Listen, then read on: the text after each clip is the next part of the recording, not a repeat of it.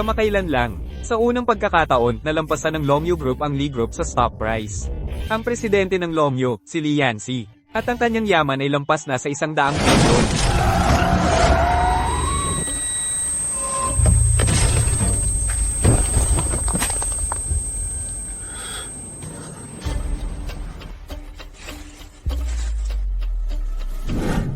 Ngayon, walang nakakaalam na ikaw ang presidente ng Longyu Group. Sino pa kaya ang magliligtas sa iyo?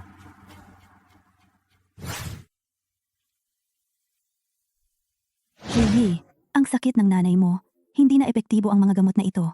Kung hindi ka magpa-chemotherapy, huli na ang lahat. Nanay, siguradong kikita ako ng pera para sa chemotherapy mo.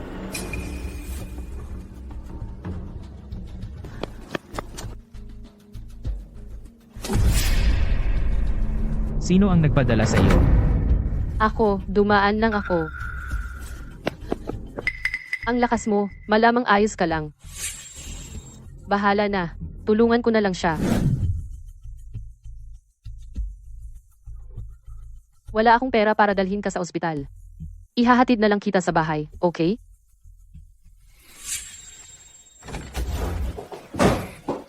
Gee, ito ba ay...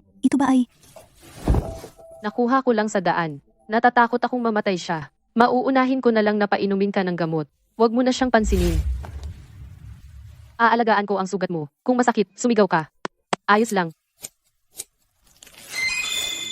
Tiyak na masakit yan, no? Masyadong malala ang sugat na ito. Nasaan ang pamilya mo? Gusto mo bang ipaalam sa pamilya mo? Hindi na. Gamutin mo ako. Hindi kita pababayaan.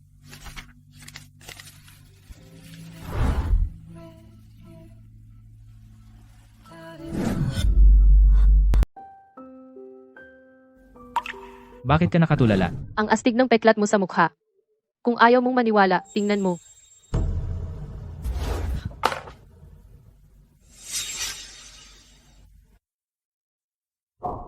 Ikaw ba, hindi mo na nakikita? Malamang sensitibo sa liwanag. Balutan mo ulit at pahingahin. Baka gumaling na. Si tita. Ako na ang bahala kay nanay. Maupo ka lang at huwag mag-alala. Huwag kang gagala.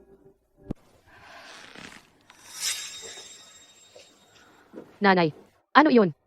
Sa boses, yung tao ay okay na. Medyo okay na.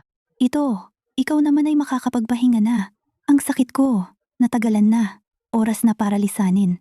Pero, kapag umalis na ako, mag-isa ka na. Ano ang gagawin mo? Wap. Nanay, huwag kang magsalita ng ganyan. Tiyak na mahaba ang buhay mo. Ziggy? Hindi na ako magtatagal, anak. Gusto ko lang makita kang magpakasal sa isang mapagkakatiwalaan. Para may mag-aalaga sa iyo. Para panatag ako kapag umalis na ako.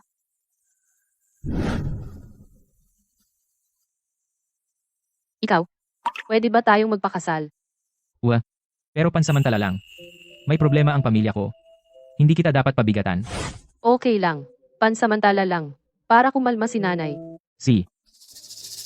Kung walang ID ang lalaki, hindi sila pwedeng ikasal. Fingerprint recognition. Nakarecord na ang impormasyon ko. Mahahanap ninyo ang aking emergency contact. Nakarecord na ang impormasyon niya. Baka naman nakulong siya. Pindutin mo lang, okay na. Ang computer namin ay magpapakita ng iyong impormasyon.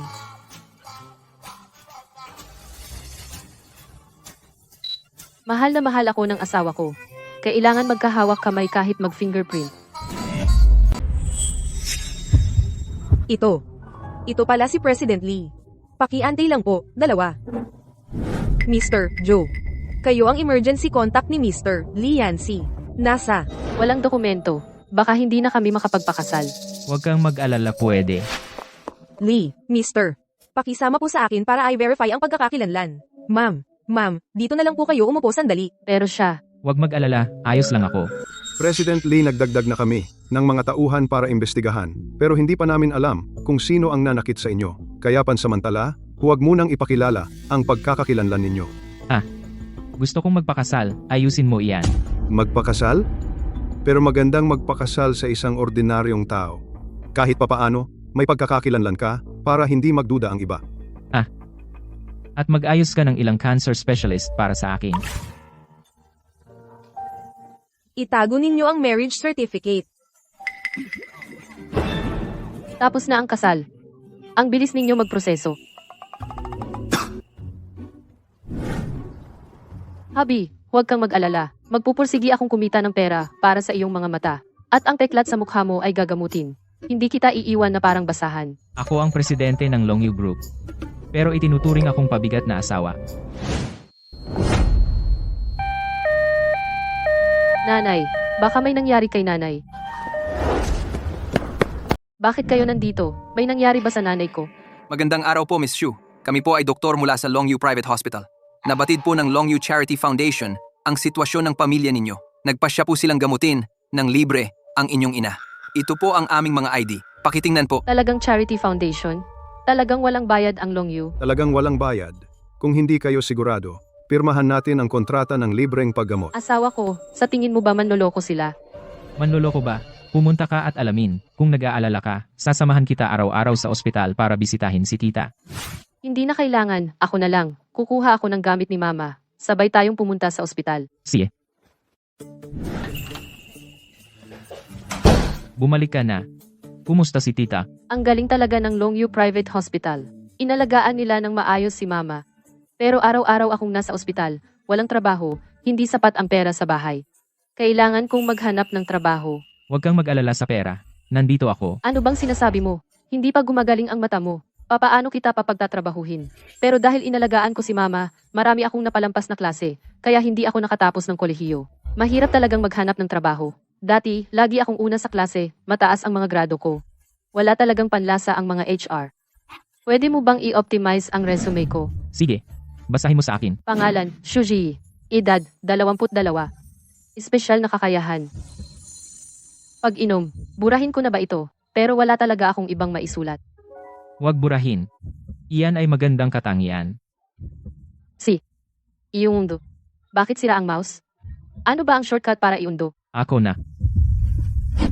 Legal na mag-asawa. Bakit ako nag-overreact? Tapos na ang resume.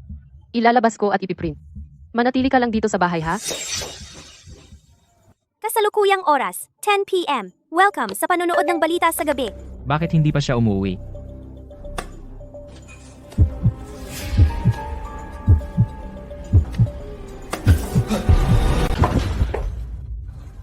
Hindi ka nasaktan. Bakit ka lumabas? Okay lang ako. Nakita kong hindi ka pa umuwi ng ganitong oras. Lumabas ako para hanapin ka. Dito sa lumang barangay, madalas may mga lasing na tito. Umikot ako ng daan, kaya medyo natagalan. Tama nga pala. Pumunta ako sa second-hand market at bumili ng keypad phone. Nilagay ko na ang numero ko. Pindutin mo lang ng matagal ang number 1 para matawagan ako. Kung mag-aalala ka sa akin, tawagan mo lang ako.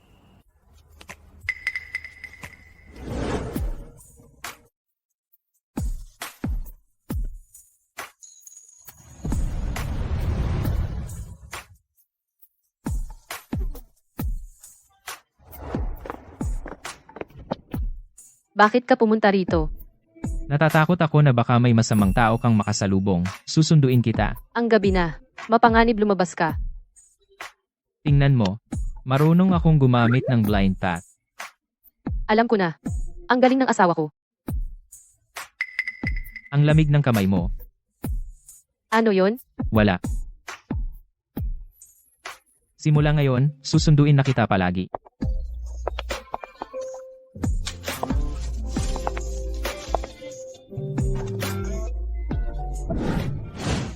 Matagumpay ang operasyon. Normal lahat ng vital signs ng pasyente. Pero kailangan pa niyang magpahinga ng ilang araw. Salamat, doktor. Mabuting anak. Ngayon, hindi na ako pabigat sa'yo. Ano ka ba, Nay? Kailangan ko nang umuwi agad. Sasabihin ko ang magandang balitang ito sa asawa ko. Hindi ba ito si Suzy Yi, ang matalinong estudyante sa klase natin? Bakit lalo kang naging pangit? Sino ba kayo? Bakit nagkukunwari kang hindi mo kami kilala? Dati, ikaw ang sumulat sa akin ng 99 na liham pag-ibig. Alam mo ba noon dahil hinabol ako ng isang mahirap na tulad mo, sobrang nakakahiya para sa akin. Buti na lang, napunta ako kay Ting Yu. Kung hindi, habang buhay na kahihiyan. Buti na lang dahil sa naghihingalo mong nanay, hindi ka na pumasok. Kung hindi, si Tianxi ay maaakit sa'yo. at hindi na siya magiging tagapagmana ng Zhao Corporation. Kasalanan ko dahil nanood ako ng masyadong maraming teleserye. Nakita ko siyang magaling mag-basketball, kaya sinulatan ko siya ng liham pag-ibig. Gusto ko patayin ang sarili ko noong panahon na iyon. Umalis kayo. Xu Ziyi, bukas ang graduation party. Pupunta ka ba? Kung pupunta ako o hindi, wala kang pakialam. Kung hindi ka pupunta, ibibigay ko ang 99 na liham pag-ibig sa lahat ng kaklase bilang souvenir album. Ipapadala ko ito hindi lang sa buong klase, at sa nanay mo rin, para makita niya ang galing mo sa pagsulat. Sige, pupunta ako. Bakit mo siya pinapunta? Para magdagdag ng excitement sa graduation party. Si Xu Ziyi, noong mag-aaral kami, lagi niya akong nilalamangan. Tingnan mo lang, hindi ko siya papabayaan. Mag-ambagan tayo para sa kabutihan. Para kay Xu Ziyi, ang estudyanteng mahirap, magbenta tayo ng mas marami, para mas maraming pera, para may pambuhay sa pamilya. Shuji, huwag kang matakot. Ang daming tao sa graduation party, hindi na sila mang-aapi sa'yo tulad ng dati. Pupunta ako ngayon sa graduation party, ikaw, mag-isa sa parke, mag-sunbath, okay lang? Okay. Ano yan? Isang karatula may address at numero ng telepono ng bahay namin, para kung mawala ka o malobat ang cellphone mo. Madali akong makontak ng ibang tao. Ayaw. Paano kung mawala ka? Maaalala kita at mag-aalala ako kung hindi kita makita. CJ, iswat mo. Mag-sunbath ka ng maayos, aalis na ako.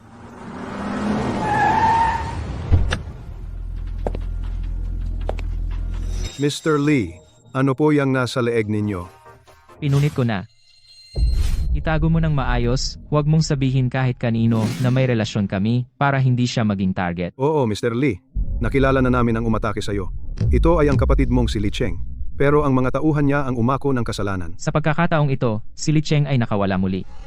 Pero sa maikling panahon, hindi siya maglalakas loob na kumilos muli. Maaari ka nang pumunta sa ospital ng walang alala.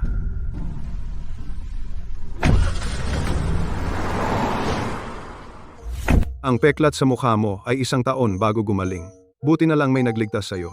Kung hindi, ang sugat na ito ay nakamamatay. Nabalitaan ko na ikinasal ka sa iyong tagapagligtas. Alam mo ba kung ano ang itsura niya? Maganda ba siya? Siya siguro maganda. Isoli ninyo sa akin ang cellphone ko. Si Tingyu at Yanxi, talagang bagay na bagay sila. Nagmana na ba si Tianxi ng Zhao Group? Si Tingyu ay mayaman din. Talagang nasa tuktok ng buhay pagka-graduate. Hindi ba siya si Xu Ziyi?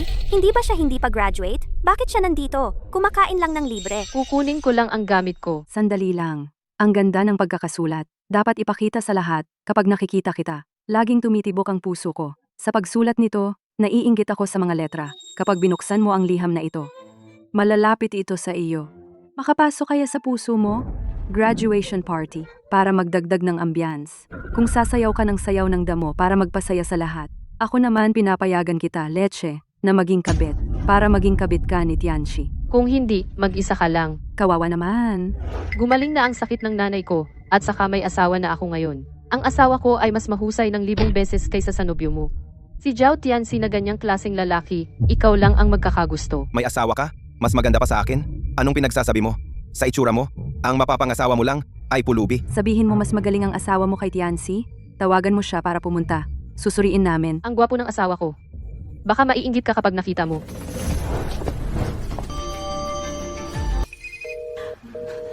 Isoli ninyo ang cellphone ko.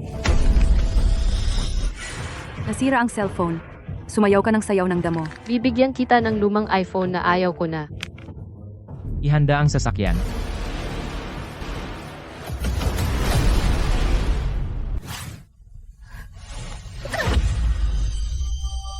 Ay, ito ang dapat na ugali ng isang sim.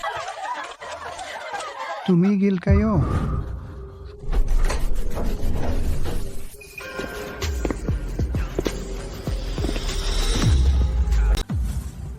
Bakit ka pumunta rito? Sino ang umapi sa'yo? Ako. Ano? Baka bulag ka? Kaya pala nagustuhan mo si Xu Ziyi na cute. Bakit hindi ka magpatuloy? Tigil na ko. Ang daldal ko. Bitawan mo na. Ano ang ginawa nila sa iyo? Gantihan mo sila ng doble. Tapos na. Paano kayo nangahas? Gawin ninyo ito sa nobya ko. Alam nyo ba? Ako ang tagapagmana ng Zhao Corporation. Jiao Corporation. Wala akong alam. Ang sikat na Zhao Corporation. Hindi mo man lang alam? Nakalistang kumpanya, kasosyo ng Lee Group. Maganda yan. Pwede nang mag-down ng stock. Ang yabang mo, isang bulag. Akala mo presidente ka ng Longyo Group? Dala mo ba ang laptop? Nasama ko nga. Balak ko sana pumunta sa library. Bulag ka. Tignan natin kung paano mo babagsakin ang pamilya ko. Baka huminto na lang tayo. Maniwala ka sa akin. President Lee, simulan na natin. Simulan. Subukan ng ilalim. Bulag lang naman. Sayang ang 5 minuto natin. Gap. Tingnan ninyo. Bumagsak na talaga ang stock ng Zhao. Paano nangyari? Sa susunod, kung bastos ka uli sa asawa ko, hindi lang simpleng pagbagsak ng stock ang mangyayari. Tara, Idol, pasensya na. Pakiusap. Ibalik mo ang stock. Pakiusap. Talaga pala, may silbi ang araw-araw mong pakikinig ng balita. Ang galing! Kung may kakayahan ka na ganito, malamang araw-araw na tayong makakain ng pork ribs. tara.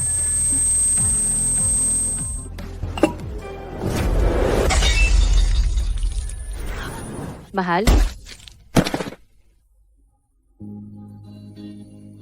Nandito ako. Huwag kang matakot. Mahal? Huwag kang matakot. Walang masamang mangyayari sa iyo. Siguradong wala. Sa puso ko, parang isang Diyos ka. Sa daan kanina, nagdasal ako sa Diyos. Gusto kong gamitin ang lahat ng swerte ko sa buhay na ito, kapalit na hindi ka na masasaktan sa buong buhay mo. Mga kamag-anak, bawal pumasok.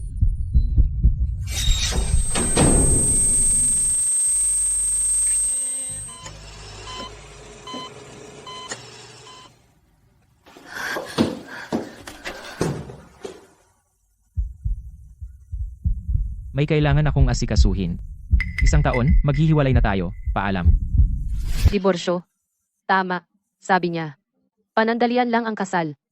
Malamang siya ay isang misteryosong importanteng tao. Ako, isang ordinaryong tao lang, parang nanaginip lang. Nanaginip ng pinakamagandang Diyos sa mundo.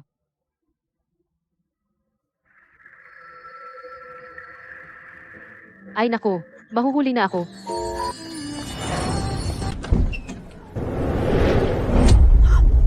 Pasensya na, pasensya na. Ang taong ito ay parang asawa ko.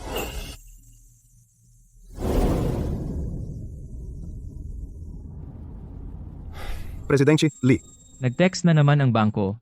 Sabi hindi pa nagagamit ang pera sa supplementary card mo. itigil na ba? Huwag. Iwan mo sa kanya.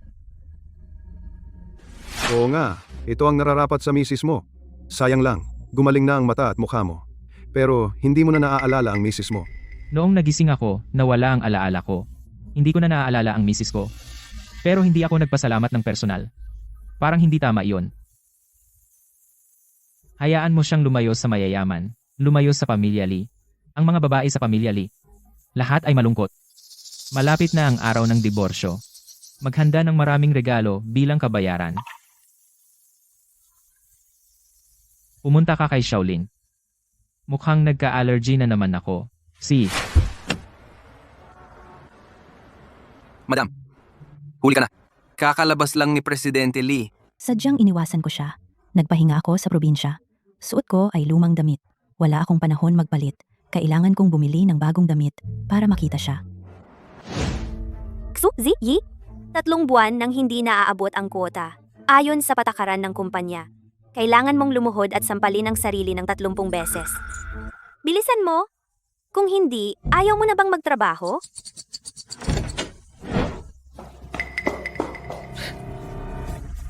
Saan galing ang pulubing ito? Umalis ka na! Bibili ako ng damit. Hindi ako pulubi. Ikaw? Nakasuot ng basahan. Karapat-dapat ka bang bumili sa tindahan namin? Umalis ka na! Baka bahingin mo ang tindahan namin. Ikaw ang mabaho dito. Bakit hindi mo na lang paalisin ang bibig mo? Lola, huwag kang matakot. Tingin lang kayo. Umupo po kayo. Kukuha ako ng tubig. Mabait na bata ito. Xu Ziyi, kahit hindi mo maabot ang kwota, huwag mong asahan na may pulubing tutulong sa'yo. Sinong nagsabing hindi ko siya matutulungan? Lahat ng damit dito, bibilhin ko. Yung sirang card na natagpuan sa basurahan at nagmamayabang ka pa sa harap ko? Ba't hindi mo subukang iswipe? Sira ba itong card?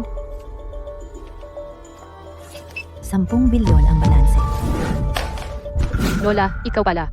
Lola, Ako na po ang mag-aasikaso sa inyo. Yung Shuji dapat nang tanggalin. Walang alam. Anak, ibig kong sabihin, ang mga damit ngayong araw, sa iyo ang benta. Pero napakabata mo, at matalino ka. Dito, sayang ang galing mo. Lola, sa totoo lang, hindi ako nakagraduate sa college. Wala talaga akong mahanap na trabaho. Mabuting bata. May resume ka ba? Meron. Teka lang, pumasok ka sa Longyu Group bilang management trainee. Mamaya, magiging executive ka ng kumpanya. Longyu Group, kumpanya sa Fortune 500. Executive. Ako? Umuwi ka na. Hintayin mo ang tawag. Allergic lang ako. Hindi ako mamamatay. Bilis! Gumaling na ang sugat ko sa aksidente, pero nanghihina ka pa. Kaya lalong lumalala ang allergy mo sa alak. Huwag mong sabihin kay Lola. Yancy, uminom ka ba ulit? Sinabi ko sa iyong huwag sumama sa mga inuman, pero ayaw mo makinig. Dapat, pagsabihan ka ng asawa mo. Ipatawag mo siya ngayon. Sasabihan ko siya ng maayos. 1 taon na. Hindi ko pa nakikita ang manugang. Abala siya, walang panahon. Lola, anong hawak mo? Ah, oo. May na-encounter akong dalaga ngayon. Gusto ko siyang maging management trainee sa kumpanya mo. Tingnan mo nga. Kahit may connection si Lola, pero hindi ako nakagraduate. Paano ako makakapasok sa Fortune 500? Sige, bukas, dadalaw ako ng tama sa oras para sa interview. Magandang araw. Dumating ako para sa interview. Unan muna ang form para sa interview. Tapos, dumiretso sa hallway hanggang dulo. Pagkatapos, kumaliwa. Sa unang kanto, kumanan. Ang pinakadulo na conference room. Ano ba yung kaliwat kanan?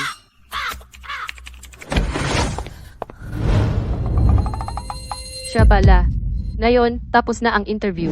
Ito ang taong gusto ni Lola na kunin ko. Mukhang hindi masyadong matalino. 5 minuto kang huli. Ako. Naligaw. Sa loob ng kumpanyang ito, parang mazi. Mukhang hindi talaga matalino. Yung form na pinapunan sa akin ng receptionist. Napunan ko na. May error ang system.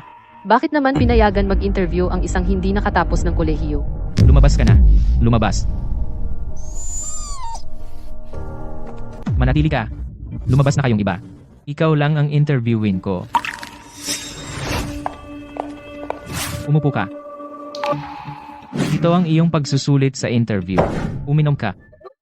Hindi ba pag-inom ang specialty mo sa resume? Tingnan ko kung gaano ka kaya uminom. Pakiusap, buksan mo para sa akin. Ilan ito? Pumasa ka sa interview. Sumunod ka sa akin. Sino iyong bagong interview? Si Amo Lee ay nag-interview ng mag-isa. Special treatment sa kanya. Isang hindi nakatapos ng kolehiyo. Bakit siya makakasama si Yancy ng mag-isa? I-process ang kanyang onboarding. Bilisan mo. Pag natapos, puntahan mo ako sa mall.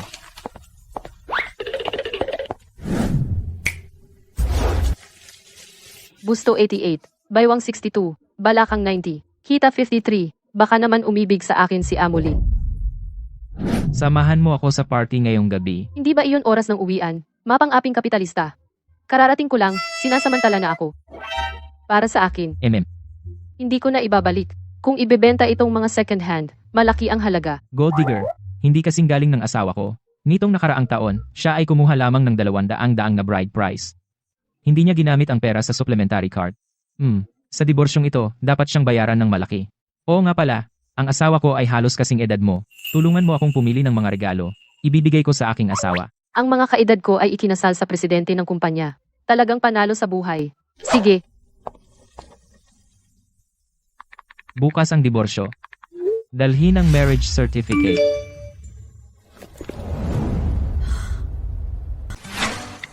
Sige. Ano? Ikaw lang ba ang pwedeng mag-alaga ng asawa mo? Bawal ba akong tumingin sa mensahe ng asawa ko? Kasal na. Pagkatapos, ipasundo mo sa asawa mo. Hindi na kailangan. Hindi naman ako malalasing.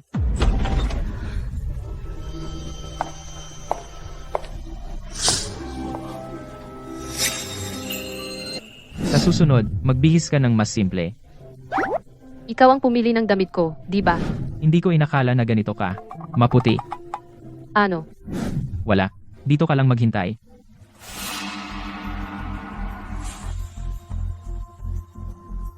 Ikaw ba ay asawa ni Amolie? Hindi. Bakit? Si Li Yanqi, nagkukunwaring parang monghe. Hindi ko inakala, may babae pala sa labas. Nagkakamali po kayo. Empleyado lang ako ni Amolie. Naiintindihan ko. Sa bilog natin, ang mga babaeng tulad mo ay laruan lang. Ngayong gabi, alagaan mo ako. Baka si Amolie mo ay gagantimpalaan ka. Matandang walang hiya. Gusto mo pala gawing laruan ng tao. Ikaw ba ay naging laruan ng iba? Sinta, hindi ka naturuan ni Li Yanqi ng asal. Ako na ang magtuturo sa iyo ng asal. Ang tao ko. Ginagalaw mo. Ang sakit, bitawan mo. Pag-usapan natin ng maayos. Kumukuha ka lang ba ng scarf para sa akin? Ano pa ba? Li Yanqi, huwag mong kalimutan, kailangan mo pa ang supply ko. Ngayon gusto kong tumaas ng 10% ang presyo. Mukhang wala ka ng pakialam. Uy, bigla ang taas presyo. Wala ka bang hiya? Kung inumin ni Amolie ang lahat ng alak na ito, mawawala ang aking galit at ibibigay ko pa rin sa orihinal na presyo. Ito ang pinakamalakas na vodka. Kung inumin lahat, baka mamatay. Mukhang sa pagkakataong ito, hindi na mahalaga kay Amolie ang pera. Kung hindi iinom, Ako ang iinom. Dahil ako ang nagpagalit sa iyo, ako na lang ang iinom. hindi pwede. Empleyado ako ni Amolie. Ako ang kumatawan sa kanya sa pag-inom. Bakit hindi pwede? Huwag magpakatapang. Magtiwala ka sa akin. Hayaan mo siyang uminom. Ano naman ang kayang inumin ng isang babae?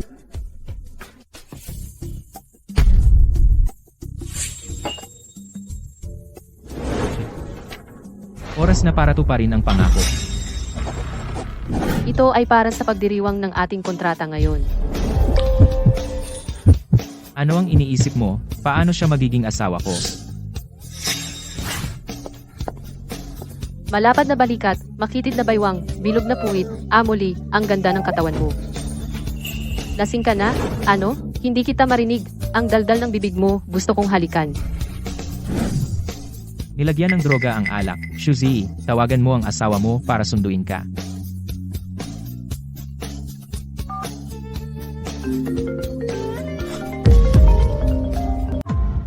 President Lee, kailangan ko bang sunduin kayo? Hindi na. Ang iyong tawag ay kasalukuyang nasa linya. Hindi sinasagot ng asawa ko ang tawag ko. Mukhang hindi rin maganda ang trato ng asawa niya sa kanya. Bahala na. Saan bahay mo? Ihahatid kita.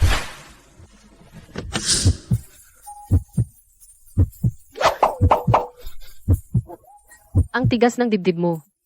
Kapag yumaman na ako.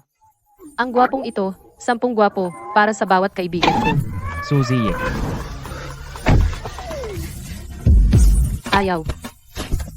Pangako hindi na kita gagamitin.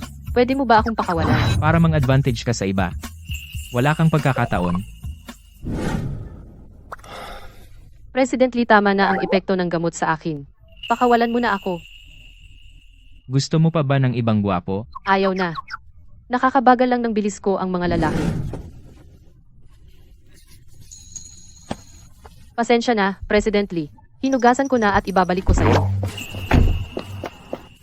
Hi.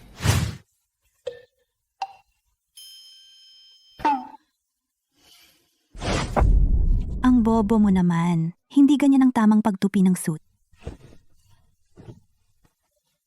Ayos na. Salamat, nanay. Tama. Dalhin ang marriage certificate. Kapag sahod na, bibilhan kita ng bagong sapatos. Huwag mo nang ayusin ang lumang sapatos na iyan.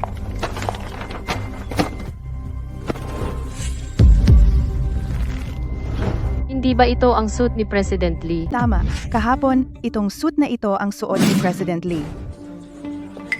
Naglakas loob kang nakawin ang suit ni President Lee. Ang bastos mo naman, huwag mong sabihin. Kahapon ay natulog ka na yakap-yakap ang damit ni President Lee. Nagkakamali kayo. Dumihan ko ito, kaya ibabalik ko sa kanya. Nakakatawa. Lakas loob mo bang tawagan si President Lee para patunayan? Tatawagan ko siya ngayon. Kahapon ay nagpagod din siya. Maghanda ng isa pang tasa. Pupuntahan ko si Shuzi. President Lee, espesyal mo si Shuzi. Wala ka bang numero ni President Lee?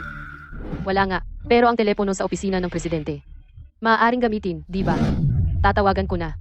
Kapag napatunayan ko ang aking inosensya, kailangan kayong lahat humingi ng tawad sa akin. Kung hindi mo mapatunayan, ikaw ay dapat umalis sa kumpanya. Pakiusap, President Lee. Sagutin mo ang tawag. Ang numerong iyong tinatawagan ay hindi maaaring kumonekta. Mangyaring subukan muli mamaya. Talagang magkaibang mundo tayo. Ako lang ay isang kasangkapan na tinatawag niya kung kailangan. Gusto ko siyang hanapin, pero hindi ko siya mahanap. Hindi ka talaga sinasagot ni President Lee. Baka busy lang siya. Ito talaga ang damit na ibinigay niya sa akin. Matigas ang ulo. Huwag mong isipin na hindi ko alam ang intensyon mo. Sasabihin ko sa'yo, kahit maghubad ka at tumayo sa harap ni President Lee, hindi ka pa rin niya titingnan. Ang dami mong alam. Dahil dati kang naghubad. At hindi ka niya tiningnan. Ikaw, walang hiya kang tao. Sa tingin ko, hindi sapat na tanggalin ka lang. Kayo. Hubaran siya at magparada sa kumpanya. Sabihin sa kanila kung ano ang kapalaran ng mga naghahangad kay President Lee. Bitawan mo ako. Ano pang hinihintay ninyo? Hubaran siya. Anong ginagawa ninyo?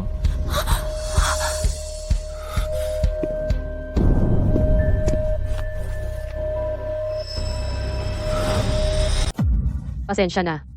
Akin ang marriage certificate na ito.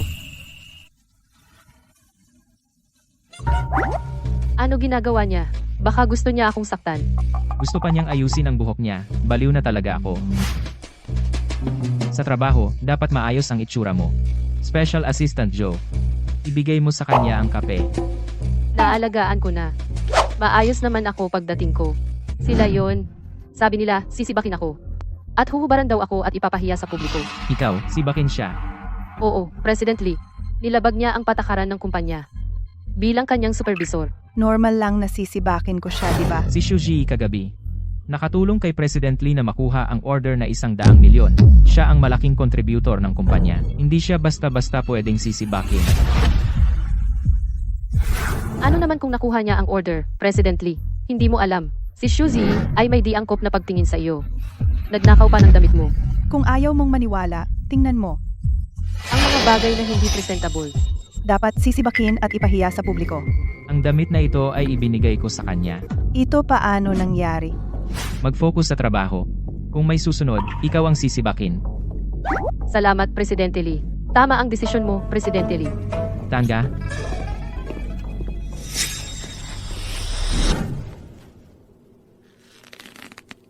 Naku, sira. Yung pandikit kaninang umaga ay dumikit. Ah, nasa iyo pa ba ang marriage certificate mo? Ang akin ay hindi na magagamit. Ito, Ayusin mo ngayon. Nandito pa. Assistant Joe, nasaan ang marriage certificate ko? Presidente, kung nawala ko ang marriage certificate ninyo, papatayin ba ninyo ako? Hindi. Ang pumatay ay labag sa batas. Mabuti naman, nawala ko ang marriage certificate ninyo. Ikaw, bawasan ang sweldo mo ng 6 na buwan. Pagod na ako. Ang talaan ng buhay at kamatayan ni Yama ay walang kasing dami ng dokumento ng walang kwentang kumpanyang ito. Kung magpapatuloy ito, wala akong oras para mag-divorce. Divorce? Mukhang siya at ang asawa niya talagang hindi maganda ang relasyon.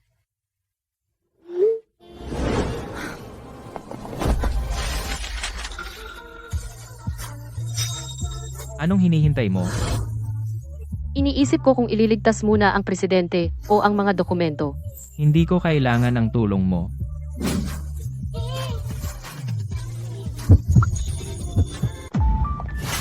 Ginoong Lee, ang galing naman. Shu, Ji, Yi, 20 minuto ka na sa pantry. Hindi pwedeng dahil nakuha mo ang order. Mag-relax ka na. Wala namang 20 minuto. Wala namang 20 minuto. Narinig mo ba? Bumalik ka na sa trabaho.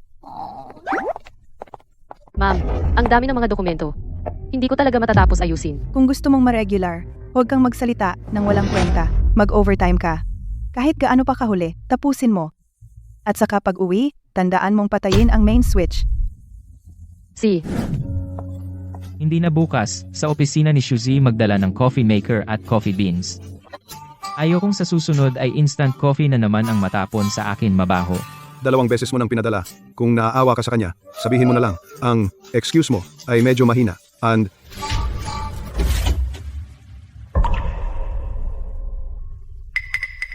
Ano ang ginagawa ninyo? Shu Ji Yi, ikaw ang huling umalis kagabi. ikaw ba ang pumatay ng main switch? Oo, anong problema?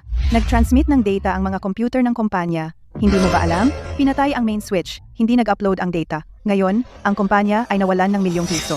Shu Ji Yi, malaking gulo ang ginawa mo. Hintayin mo na lang na ma-terminate ka. Si Supervisor Jiang ang nag-utos sa akin na patayin ang main switch. Kailan kita inutusan na patayin ang main switch? May ebidensya ka ba? Tawagin ang security. Itapon ninyo si Shu Ji Yi sa labas ng kumpanya.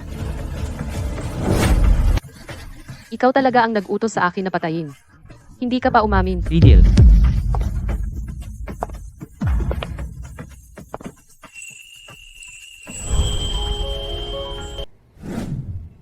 Ano na naman ito? Sir Lee, si Shu Ji Yi, sinara niya ang switch ng kuryente nang walang pahintulot, kaya nabigo ang pag-upload ng data. Malaki ang lugi ng kumpanya, kaya makatarungan lang na sisantehin siya. Sir Lee, si Supervisor Jiang ang nag-utos sa akin na isara ang switch. Sir Lee, tingnan mo, hindi nagsisi si Shu Ji Yi. Gusto pa niya akong sisihin. Ano ang sinabi niya sa'yo? May record ba? Wala. Ang CCTV, patunayan ng CCTV ang sinabi ko. Sir Lee, naniniwala ka ba sa isang bagong management trainee at hindi sa akin? Naniniwala ako sa ebidensya. Mas mabuti pang kalimutan na lang. Normal lang na magkamali ang baguhan. Hindi na kailangang panoorin ang CCTV paulit-ulit. Imbestiga. Buti na lang walang audio ang CCTV.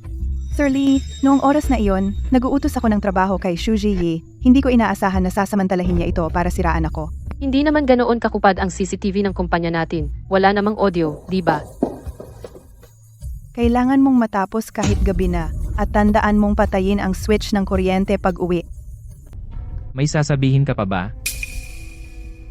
Mr. Lee, ako. Si Jiang Mengyao ay tinanggal bilang supervisor. Ibaba bilang regular na empleyado, suspindihin ang sweldo ng kalahating taon. Si Shu Zi naman, suspindihin ang sweldo ng kalahating taon. Mr. Lee, hindi naman ito pagkakamali ko. Bakit parusahan pa ako? Isipin mo dahan-dahan. Kapag naisip mo na, maibabalik mo ba ang sahod ko? Hindi pwede. Kailangan kong mabawi ang sahod ng kalahating taon na ito. Ni isang araw hindi ko maisip. Saan ako nagkamali? Pwede bang sabihin mo na lang ng diretsyo? Patuloy na isipin.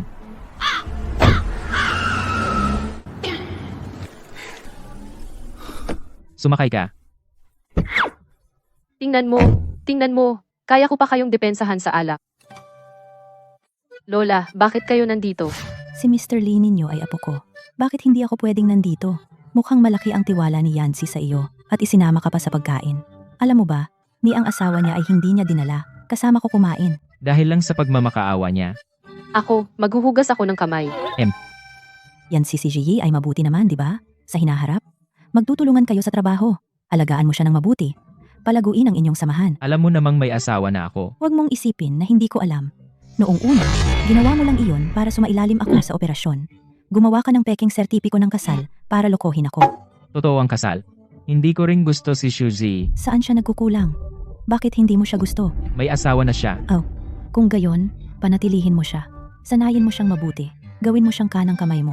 Kung hindi mag-asawa, maging katrabaho na lang ayos din. Hindi pwede. Hindi ko balak panatilihin siya. Masyado siyang walang muwang. Hindi angkop sa trabaho. At parang hindi maganda ang relasyon nila ng asawa niya. Mas mabuting bumalik na lang sa pamilya. Mas mahalaga ang mag-ayos ng relasyon. Anong ibig mong sabihin? Bakit mo akala na hindi ako bagay sa trabaho? Bakit kailangan ng babae na umuwi sa pamilya? Ang babaeng ito ay matapang pa rin gaya ng dati. Hindi siya natatakot kay Yancy. Wala ka man lang nagawang dokumentasyon sa trabaho mo. Ano pa ba ang kaya mong gawin? Bakas ng trabaho. Kahit sino pa ang nag-assign sa iyo ng trabaho, kahit pasalita lang ang utos, kailangan mo itong kumpirmahin sa pamamagitan ng sulat. Sa kritikal na oras, makakapagligtas ito ng buhay. Ni hindi mo alam yan? Yancy, si Ji Yi ay isang baguhan pa lang sa trabaho. Normal lang na hindi niya alam. Huwag kang masyadong strikto. Mr. Lidati, walang nagtuturo sa akin. Bigyan niyo ako ng pagkakataon. Tiyak na makakaangkop ako sa trabaho.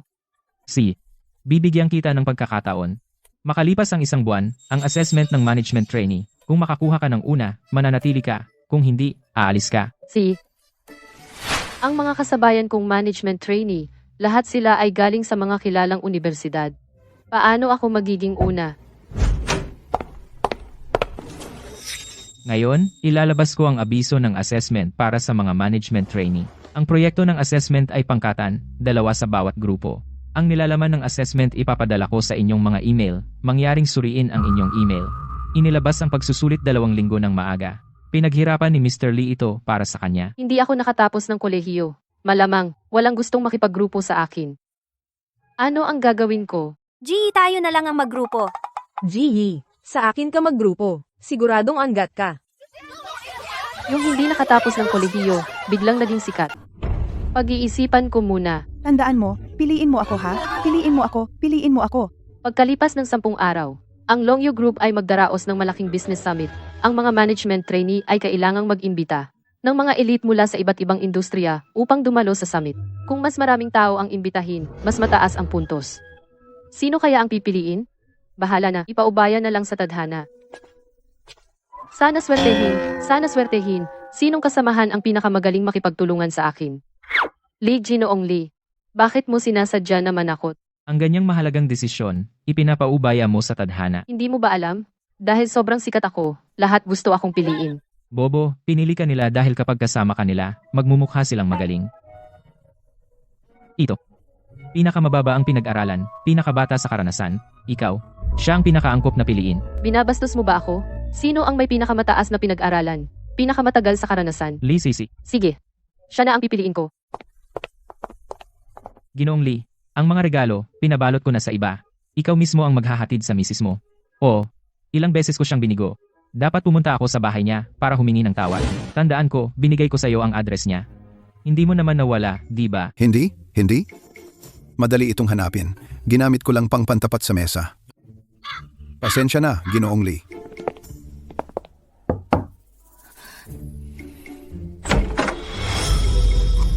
Sino ang hinahanap nyo?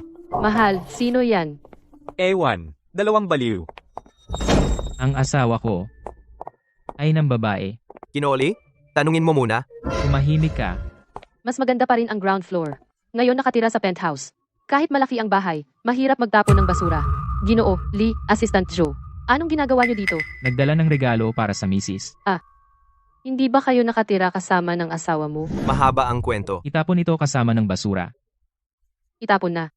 Hindi ba ito ang regalo para sa misis mo? Huwag ka nang magtanong. Dahil ikaw ang pumili. Sa iyo na lang.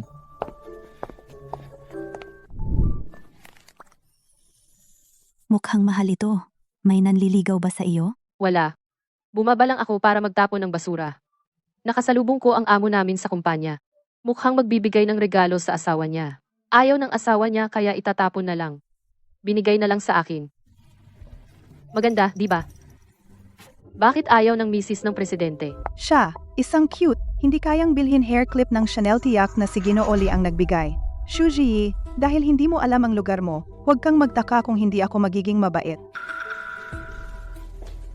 Shuji ngayon, ako pa rin ang pupunta para imbitahan ang mga bisita sa summit. Maghihiwalay tayo, mas mahusay. President Guo ng Xinyang Group, ngayon nasa Xingchen Hotel, room 9801. Ikaw ang mag-imbita. Sige.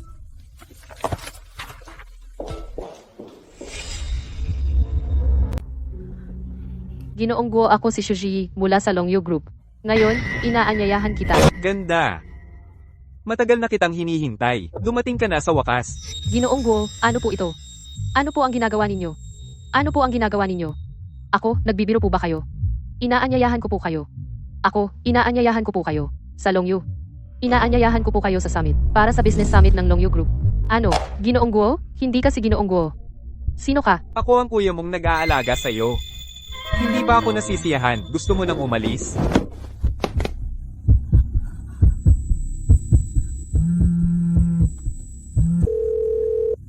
Ginoong Lee, mayroong opening ng wine bar ngayong gabi. Pero di ko makontak si Shu Ji. Baka may nangyari sa kanya? Nasaan si Shuji? Hindi ko po alam, Ginoong Lee. Mula kaninang umaga, di ko pa siya nakikita. Baka nagpapahinga lang.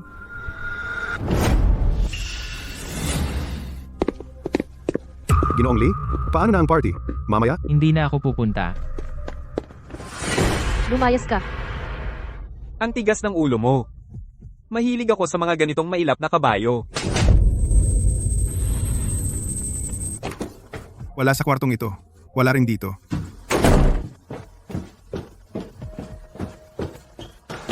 Ginoong Lee, Ito ang CCTV ng hallway ng hotel.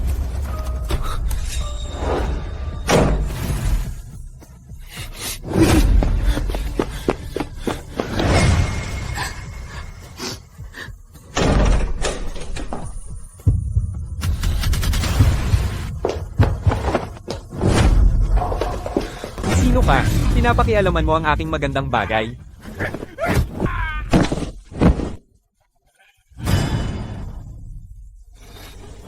Hindi mo kailangang madumihan ang iyong mga kamay para sa ganyang tao.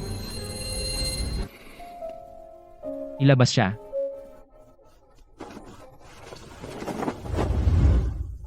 Ibigay mo sa akin ang cellphone. Gawin mo akong emergency contact. Mr. Lee, napakabait mo naman. Gusto na kitang tawagan dati, pero wala pala akong number mo.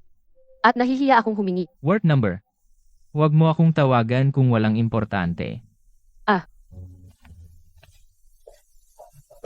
Mr. Lee, pwede ba akong magsumbong?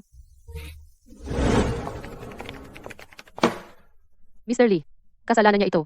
Pinapunta niya ako sa hotel para hanapin si Mr. Guo. Hindi po, Mr. Lee. Kahit na magkasama kami ni Shu Ji, hindi ko naman siya mapipilit kung saan siya pupunta. Huwag mong isipin na madali pa akong lokohin tulad ng dati. May record ako sa trabaho. Alam ko. Sisi, nakalimutan ko ang sinabi mo. Ano ba ang number ng hotel room? Ano pa ang masasabi mo? Ginoong Lee. Ngayon, si Ginoong Go ay talagang nasa Starlight Hotel. Sisi, pabaya ka talaga. Nagkamali ka ng number. Ito ay 8901. Na-type mo ay 9801. Oo. Hindi ko sinasadyang na-reverse. Lisisi, pagtatasa ng tagasanay sa pamamahala, binawasan ng 50 puntos. Ginoong Lee.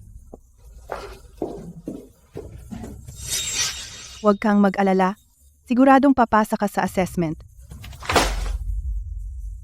Shuji, kung ganyan ka kagaling, ikaw na ang bahala sa assessment report.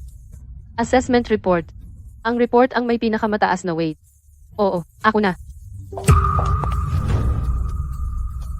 Anong gagawin mo? Pupunta ako sa archive para kunin ang data at gawin ang report. Ang archive ay para lang sa mga regular employees. Kung gusto mong maghanap ng data, kailangan mong pumunta sa library at manghiram.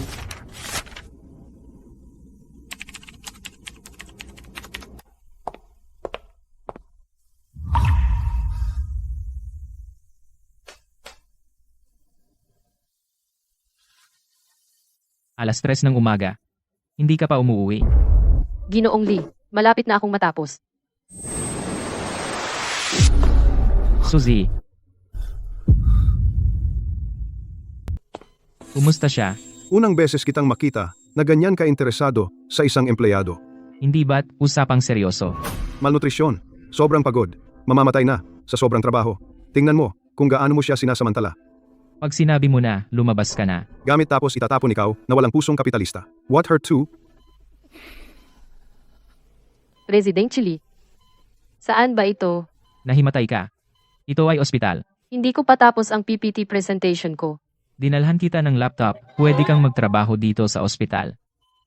Napaka-considerate ninyo, Presidente Lee. Hindi po ba kayo uuwi? Hindi ko kailangan ng bantay. Anong iniisip mo? Sinusubaybayan lang ang trabaho mo. May mali sa lohika dito. Ay oo, buti na lang nandito ka.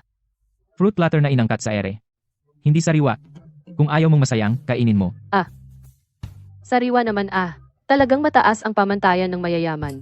Kainin mo lahat ng prutas.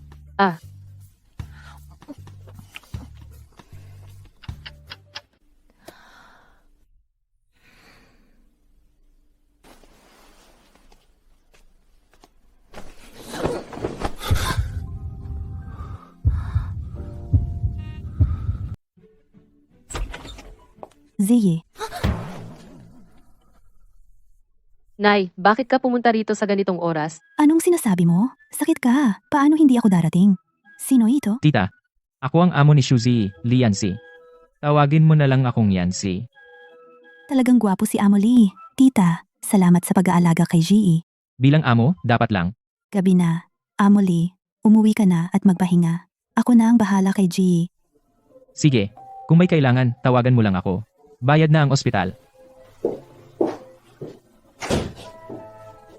Zihiye.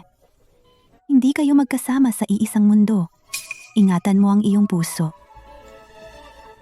Matulog ka na. Sakit ka, magpahinga ka ng mabuti. Salamin. Sino ang pinakamagaling gumawa ng PPT presentation sa Longyu? Ang galing ni Lee Sisi ay kitang-kita, pero si Xu Ziyi ng Longyu ang pinakamagaling gumawa ng PPT presentation. Hindi pwede. Hindi ko papayagan. May ibang mas magaling sa akin sa PPT. Papatayin ko siya. Kailangan ko siyang patayin. Binibini, pumitas ako ng mansanas sa gubat. Hindi ko inaasahan na maliligaw ako. Binibini, pwede mo ba akong turuan ng daan? Siyempre. Binibini, kumain ka ng sariwang mansanas. Hindi. Nakakahiya naman. Ang iyong mansanas, Bakit? Hinahamak mo ba ako, matanda? hindi ko naman iyon ibig sabihin. Ako naman ang pinakamagaling sa Longyu gumawa ng PPT. Ang linaw ng lohika at ganda ng PPT, ito ang pinakamagaling na PPT na nakita ko. Kailangan kong gisingin ang mahusay na taong ito.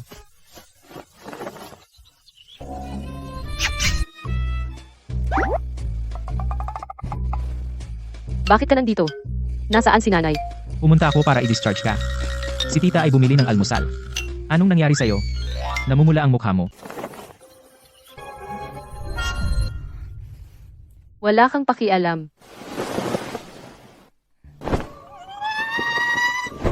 Patay na ang puso ko. Pero buhay pa ang bibig ko. Napanaginipan ko na hinalikan siya. Nakakatakot talaga. Baka nasunog ang utak mo. Gumaling na ang bata. Magpahinga ka na lang sa bahay. Hindi kailangan magtrabaho ng sobra. Pwede namang hindi magtrabaho ng sobra. May isang bagay na kailangan kong gawin agad.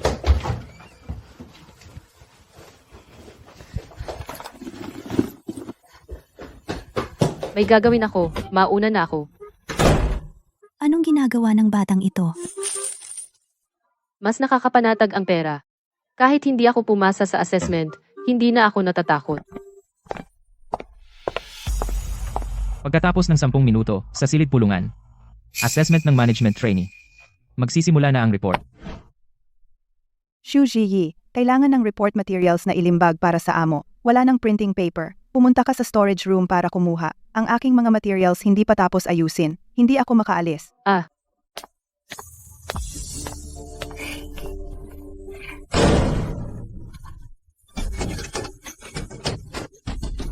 May tao ba?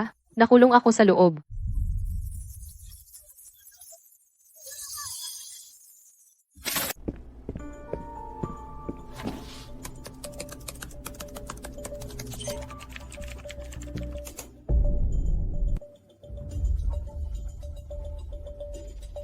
Mga grupo, ayon sa pagkakasunod-sunod ng draw, umakyat sa entablado para mag-report ng evaluation.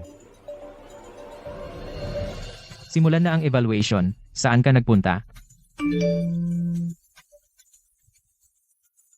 Hanapin si Shuzi. Susunod ay, umakyat ang grupo ni na Shuzi at Lee Sisi.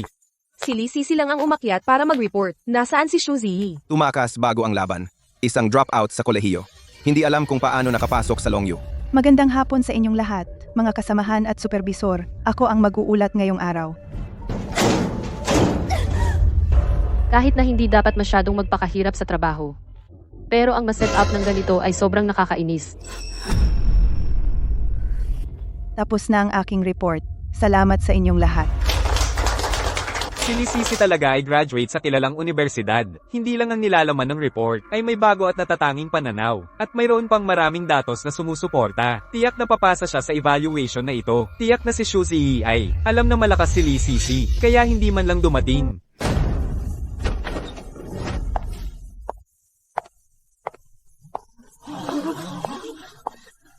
Lee Sisi, maganda ba ang report na ginawa ko? Bakit ka nandito? Bakit ang tibay ng pinto na ito? May tao ba?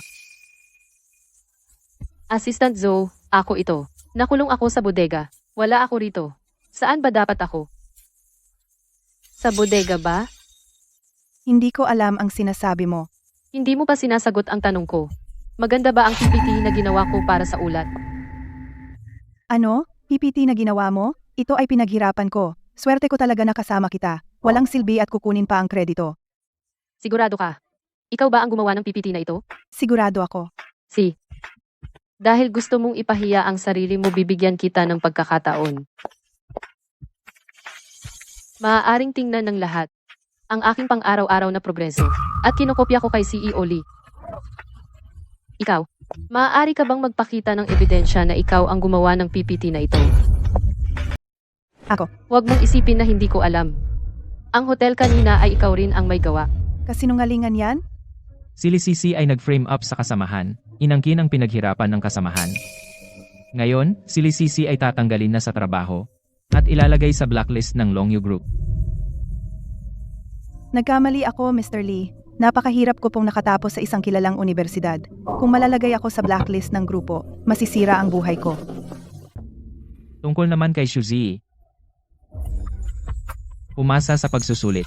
Siya ang may pinakamataas na marka sa management trainees at siya ang mamumuno sa business summit na ito. Ako ang una. Nagawa ko.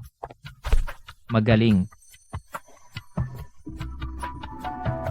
Hinding-hindi dapat hayaan si Xu Ziyi na magpakitang gilas sa harap ni Mr. Lee. Kailangan kong magpakita ng galing sa harap ni Mr. Lee.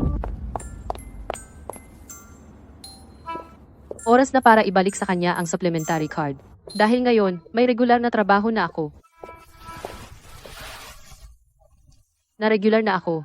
Sabay tayong kumain sa labas. Libre ko.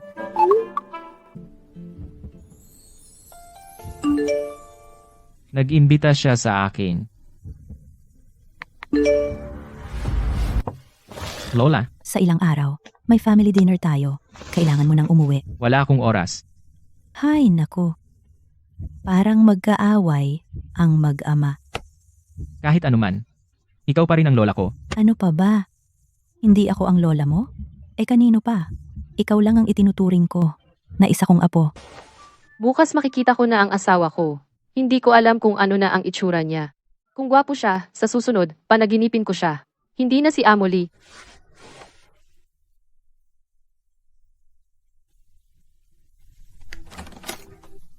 Unang beses naming makita si Ji na nagbihis ng napakaganda. Makita mo ang asawa mo at magbonding kayo ng maayos. Huwag mo nang isipin si Amoli. Huwag po kayong mag-alala. Wala akong kahit anong gusto kay Amoli. Sige, hindi na kita aasarin. Pumunta ka na. Huwag kang mahuli.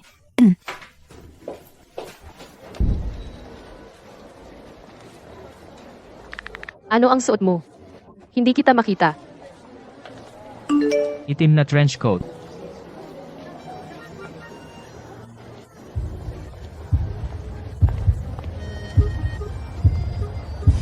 Mahal. Amoli. Ikaw pala. Ginoong Lee, ako, nagkamali ako ng tao. Nagkamali ng tao. Hindi ikaw ang nag-imbita sa akin. Paano kung maiimbita ka? Ang inimbitahan ko ay ang aking amo. Pasensya na. Nagkamali ako ng mensahe. Ang gusto ko talaga ay ipadala sa asawa ko. Hindi ko inaasahan na mali ang nakita ko. Naipadala ko sa inyo. Kaya pala ganito ka nag-ayos. Para sa asawa mo. Shushi, dapat kang mamatay. Kaka-regular lang, magagalit na agad sa amo. Hindi pwede. Ginoong Lee, dumating na kayo. Kung gusto nyo, isama ko kayo maglibot. Nakikita ko kayo laging nagtatrabaho, walang libangan. Ngayon, mag-relax na lang tayo. Ginoong Lee, bakit kayo walang interes? Sayang ang oras. Ginoong Lee, mag-claw machine. Ito, sigurado, interesado kayo. Walang saya. Ginoong Lee, 3 oras na kayong naglalaro. Kung gusto nyo, sumuko na tayo. Tumahimik. Makakakuha na ako. Ginoo, binayaran na ng babaeng ito ang presyo ng claw machine na ito. Maaari nyo na itong dalhin. Binili mo ang claw machine. What? Regalo ko sa iyo. Dahil binigyan mo ako. Sige, tatanggapin ko na lang. Pero saan mo nakuha ang pera? Huwag kayong mag-alala. Ang lana ay galing sa tupa. Ibinenta ko ang mga naibigay nyo sa akin. Ang mga gown at alahas. Talaga namang ibinenta niya ang mga regalo ko sa kanya. Ginoong Lee, Hindi ba yung mga biglaan ninyong ibinigay? ibinenta niya para bumili ng regalo para sa inyo. Bakit kayo nagagalit? Ang mga binigay ko, wala siyang pakialam. Kung si Shuji ay may pakialam sa inyo, hindi ko alam. Pero kayo, May pakialam kayo sa kanya. Baka naman nagkakagusto kayo sa kanya. Paano naman? Nakita ko na. Ang tigas ng dila ni Mr. Lee. Yung business summit bukas, kumusta na ang paghahanda ni Shuji? Ang galing ni Shuji sa trabaho. Maraming butas ang summit. Naayos niya agad. Kaya niya ang biglaang sitwasyon. Flexible siya. Maayos siya gumawa. Marunong siyang mag-prioritize. Ang galing niya mag-execute. Napaka-efficient niya. Talaga ba? Bilis ng improvement niya. Hindi na niya kailangan ang tulong ko. Ano ang pinagtatawanan mo? Wala naman. Sabihan ng direktor, magsisimula ang cloud live streaming sa kalahating oras. Yung registration area ng guests, pwedeng magpadala ng staff doon. Mr. Lee, tama ba ang sinabi ko? Talagang magaling. Shu Ji, kahit marunong kang mang-akit, ano naman, walang mas nakakakilala kay Mr. Lee kaysa sa akin. Kapag dumating na ang ama ni Mr. Lee, aayusin ko ang hindi pagkakaunawaan nila. Siguradong mag-iiba ang tingin sa akin ni Mr. Lee. Mr. Lee Sr., hindi ko inaasahan na makikita ko kayo sa summit na ito. Napakalaking karangalan. Si Mr. Lee Sr. ay pumunta para sa inyong anak na si Mr. Lee para sumuporta.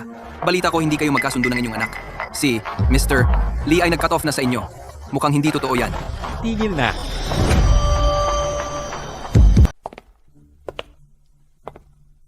Wala ka sa listahan ng imbitasyon. Bakit ka pumunta?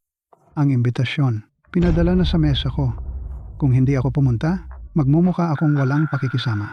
Sino ang nagpadala? Ginoong Lee, ako ang nag-imbita kay Mr. Lee Sr. May mga chismis na may hindi pagkakaunawaan kayo ni Mr. Lee Sr. Pero ama at anak kayo, ang mga hindi pagkakaintindihan ay pwedeng ayusin. At saka, inimbita ko rin ang kapatid mo. Kuya, nag-organisa ka ng summit. Hindi mo kami inimbita? Sa tingin mo, masyadong maliit itong venue para sa atin? Masyado kang matalino. Ginoong Lee, paano mo masasayang ang aking kabutihan? Kuya, wala ka pang pakialam kaysa isang empleyado. Si tatay ang chairman ng Lee Group. Sa ganitong malaking business summit, paano mawawala siya? Mukhang kulang pa ang budget ng summit na ito. Kahit nasa Fortune 500 ang Longyu, walang siglong pundasyon ng Lee Group, hindi pa rin matatag. Alam na alam mo ang aking kumpanya. Medyo narinig ko na.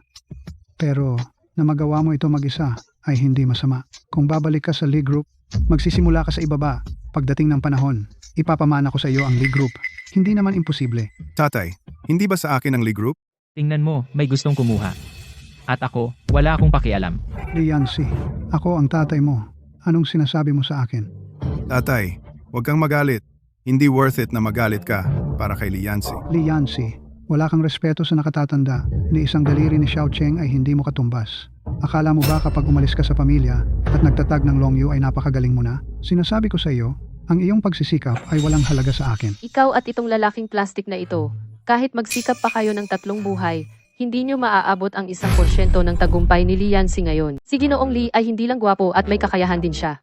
Sa ilalim ng kanyang pamumuno, ang Longyu Group kami ay panatag. Tungkol naman sa'yo, ang dami mong pakana, parang bahay pukyutan.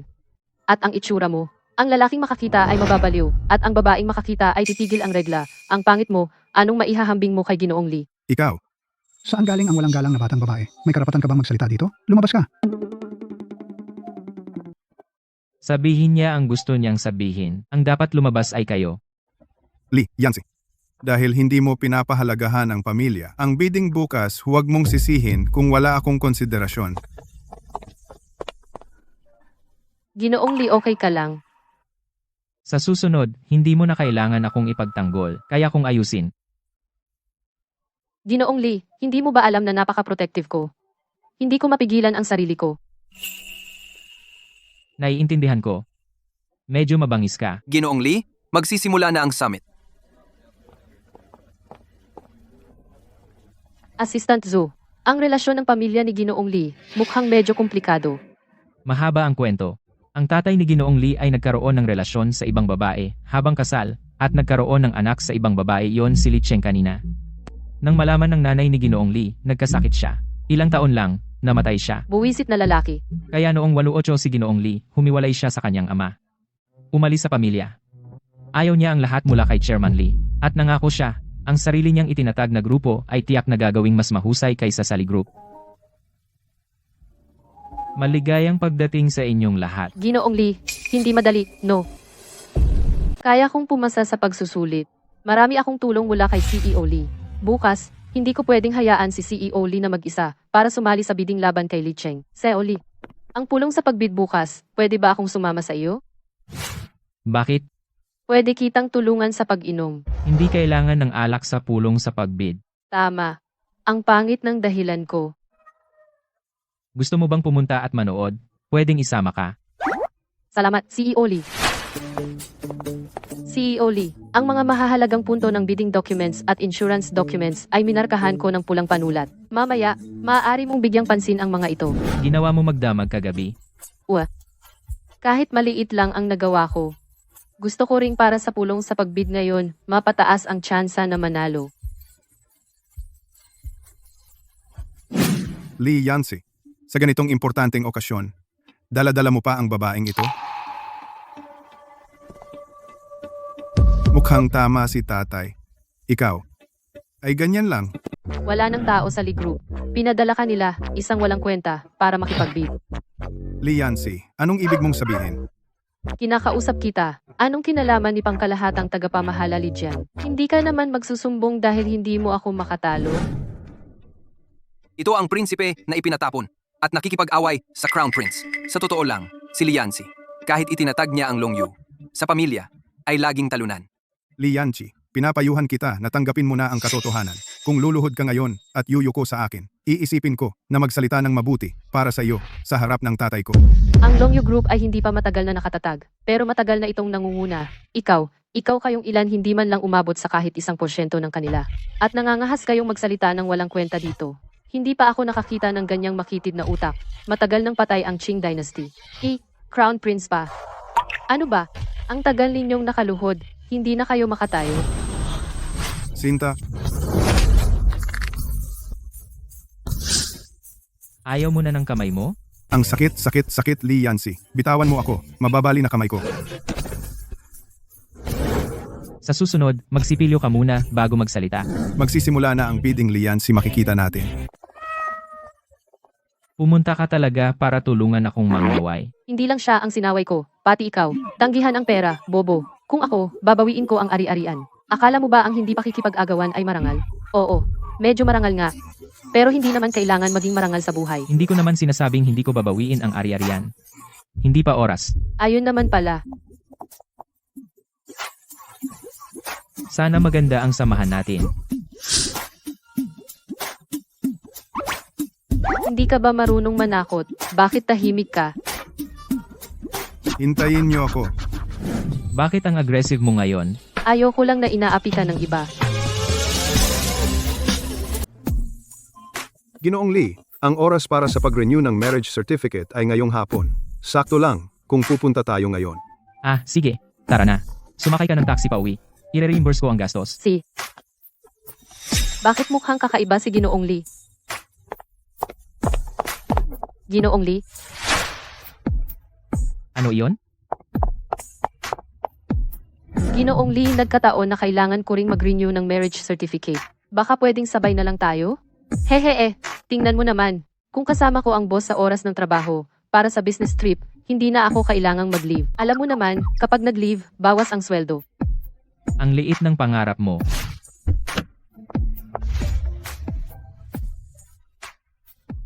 Si Ginoong Lee ay may asawa na. Suzy, tandaan mo ito.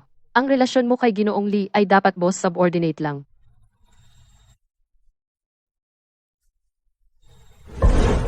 Siya ay may asawa na. Ang inyong marriage certificate ay na-renew na po.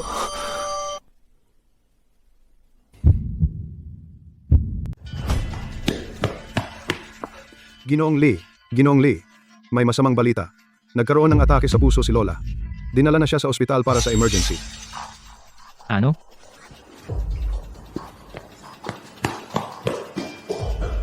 Ayos naman si Lola. Bakit bigla siyang naatake? Pilit na inilipat ni Senior Lee ang mga shares na nasa pangalan ni Lola ng Lee Corporation kay Lee Cheng. Hindi pumayag si Lola. Sabi niya ang mga shares na ito ay para sa inyo, Ginoong Lee. Kaya nagtalo sila. At nagkaroon ng atake sa puso si Lola. Bilisan mo.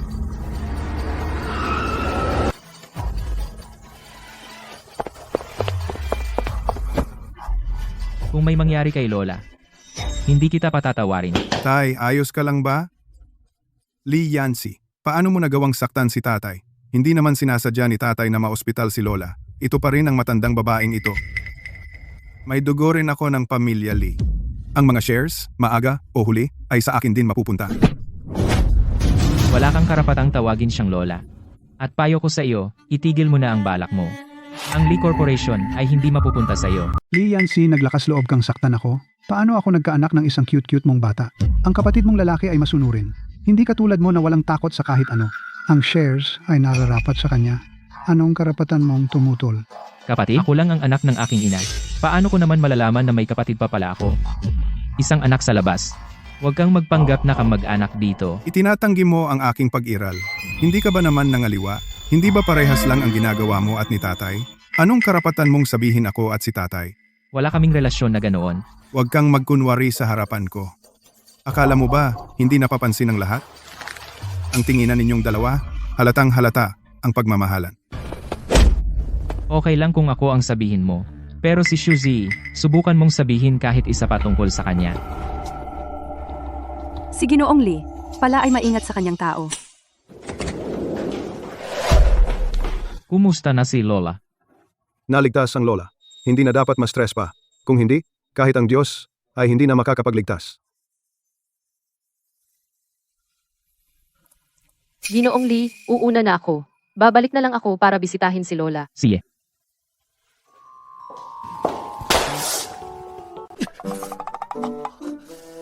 Hindi ko nakita ang daan.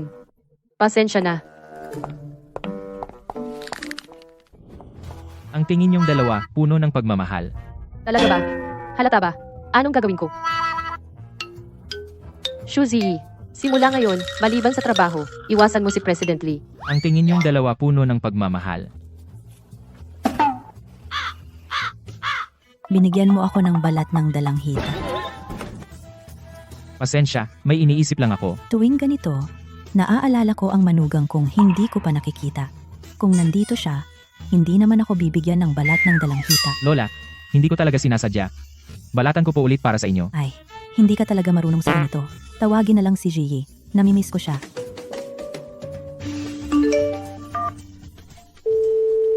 Kumusta? President Lee, marami akong trabaho ngayon. Kung walang importante, huwag mo na akong tawagan. Bye. Sigurado bang may nagawa kang masama sa kanya? Malamang wala. Sabihin mo sa kanya na may importanteng business dinner ako ngayong gabi. Tingnan natin kung anong meron. Ang sarap ng roasted duck ngayon. Anong ginagawa mo at sobrang busy? Hindi ka man lang nag-reply sa akin. Mga trabaho lang naman. Kung hindi dahil natatakot akong mabuli ka sa dinner, hindi ako pupunta. Pero hindi naman kayo uminom. Roasted duck lang. Tara, ihahatid na kita.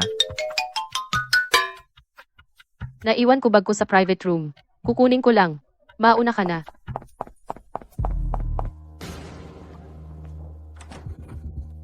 Parang na-convince ng matanda ang matandang lalaki. Ibigay kay Lee Yanchi ang shares. Hindi ko siya bibigyan ng pagkakataon. Sa supplements niya, nilagyan ko ng gamot. Pagkatapos ngayong gabi... Sino?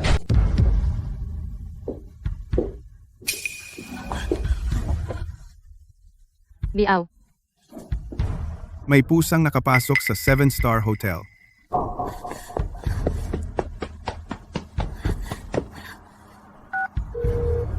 Ginoo, nandito ako. Ginoo, bilisan mo, bumalik ka para iligtas si matandang Ginoong Lee. Kakarinig ko lang na si Lee Cheng mismo ang nagsabi na naglagay ng gamot sa mga suplemento ni matandang Ginoong Lee. Sumakay na.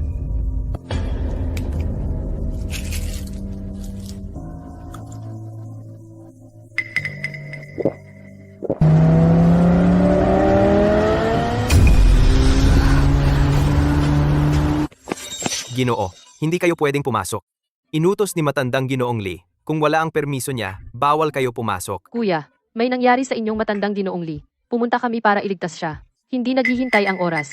Pakiusap, papasukin mo na kami. Sandali lang, tatawagan ko si matandang Ginoong Lee para kumpirmahin. Mamamatay na siya. Paano mo pa makukumpirma?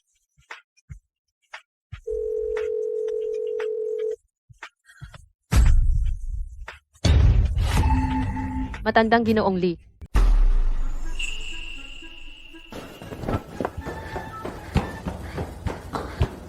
Napaka-responsable mo. Huwag mo na akong habulin.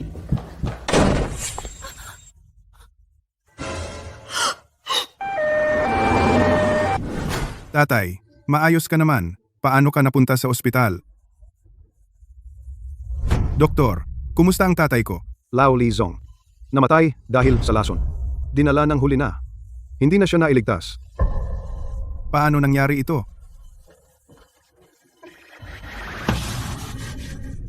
Namatay ang tatay mo, bakit ka tumatawa? Li Yansi. Ano? Matagal nang gumawa ng testamento ang matandang ito. Ibinigay sa akin lahat ng ari-arian.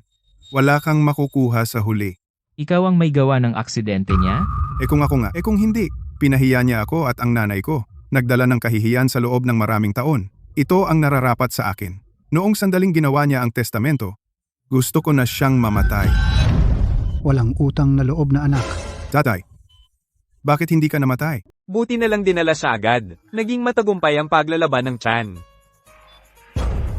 Paano mo nalaman na may mangyayari sa akin? Hindi mo na kailangan malaman iyon. Ang kailangan mo lang malaman na si Li Cheng ang may gawa nito. Akala mo paniniwalaan kita? Bakit sa tingin mo nalason ka? Sa pamilya Li, ikaw na lang at si Li Cheng ang natitira, di ba? Tiyak, may ibang dahilan. Siya ba? Subukan natin, malalaman din natin. Ano ang gagawin ninyo? Magkunwaring may sakit.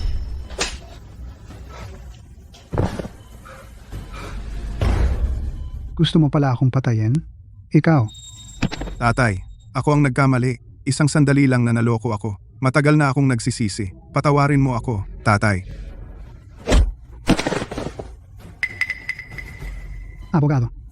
Abogado, lahat ng aking ari-arian, ilipat sa panganay kong anak na si Li Yansi. Tatay, At si Li Cheng naman, papaalisin sa pamilya Li.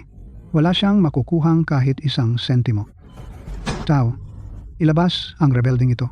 paano mo magagawa ito sa akin? Alam mo ba kung paano ako namuhay nitong mga nakaraang taon? Sa harapan, iginagalang nila ako. Pero sa likod, tinatawag akong anak sa labas. Marami kang ginawang kasalanan. Dapat matagal ka ng patay. Yancy, nagkamali si tatay. Malaking pagkakamali. Huli na akong natauhan. Patawad sa inyo. Ikaw? Tanggapin mo pa ba ako bilang ama mo? Bakit mo naman naisip na? Kung humingi ka ng tawad, dapat ko bang tanggapin? Ang sitwasyon mo ngayon ay sarili mong gawa. Umalis ka.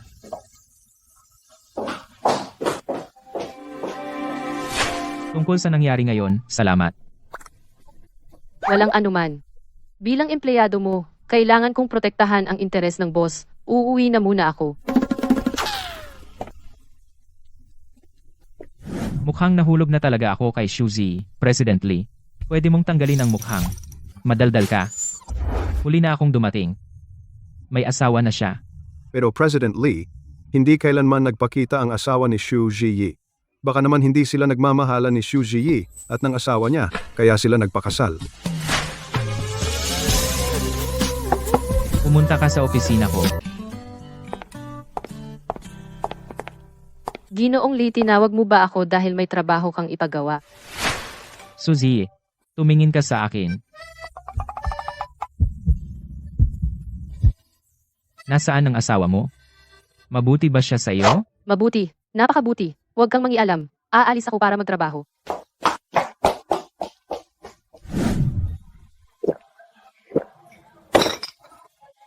Amo. Isa pang 12 ng alak. Binibini, mas mabuti pang huwag ka nang uminom. Ikaw lang ay nakainom na ng para sa 10 lalaki. Anong silbi ng pag-inom? Ang iba uminom para lunurin ang kalungkutan. Pero ako, lalong lumilinaw ang isip ko. Walang saysay. Amo, magbayad na tayo.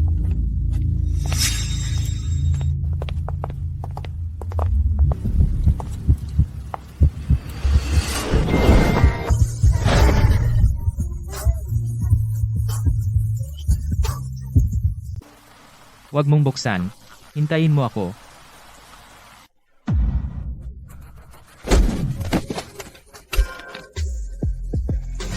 Mali ako. Pakiusap, bitawan mo ako. Hindi ko na uulitin to. Ang mga salitang ito. Huwag mo nang sabihin sa akin. Alisin mo na.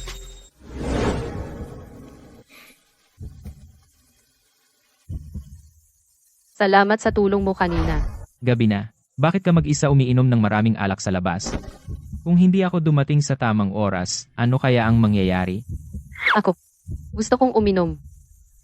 Ikaw, kung gusto mong uminom, isama mo ako sa susunod. Wag na, ikaw ay abala lagi. Ilang 10 milyon bawat minuto. Ayaw kong sayangin ang oras mo. Suzy, anong nangyari sa iyo nitong mga nakaraang araw? May problema ka ba? Sabihin mo sa akin. Wala naman. Kilala na kita. Bakit ka umiiwas sa akin nitong mga nakaraang araw? Ako. Ayaw ko ng puti. Palagi kang nakaputi sa harap ko. Nakakainis ka na. Dahil dito? Oh. Baka nandyan ka sa regla. Kaya nakikita mong masama ang lahat. Tara na. Ihahatid na kita sa bahay. Hindi siya nagalit. Inutusan ng butler, itapon ang lahat ng aking puting damit. Si CEO Lee. Sobra ba ang reaksyon ko?